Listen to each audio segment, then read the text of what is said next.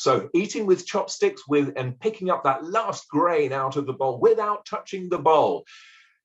And this is where you're listening out for what is not being said.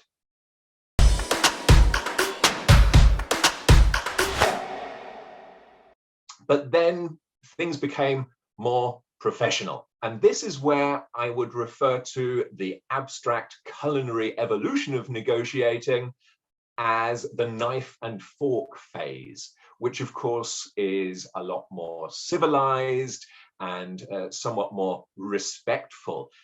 This is where actually our partner on the other side of the table is more of a counterpart. And this is where we're looking for solutions together.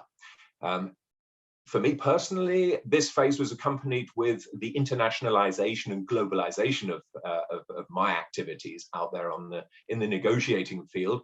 And it was picking up all of these different cultured nuances, these nuances in communication and emotion, dealing with different cultures all over the world, where I recall being told at the negotiating table by my partner, Alistar, he may have said yes right now, but actually what he meant was maybe.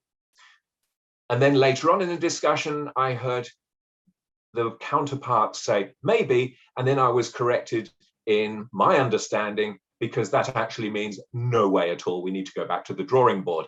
And understanding that and dealing with that was part of the learning process in this phase of professionalization, eating with a knife and fork. And this is where we're approaching the grand master phase of negotiations. So eating with chopsticks and picking up that last grain out of the bowl without touching the bowl, very quietly. And this is where you're listening out for what is not being said at the negotiating table. I mean, how often have we been in preparation sessions where we're being told not to say certain stuff in negotiation? Yes, yes, yes, we know all of that, but don't let them know. Very often that does end up coming out without actually being said in negotiation. So if you master that skill, then you've come a very, very long way. Also, I would suggest this final phase and the ultimate is being able to negotiate with a very, very broad mandate. You're well prepared. You've prepared your own organization for what you're going into the negotiations with.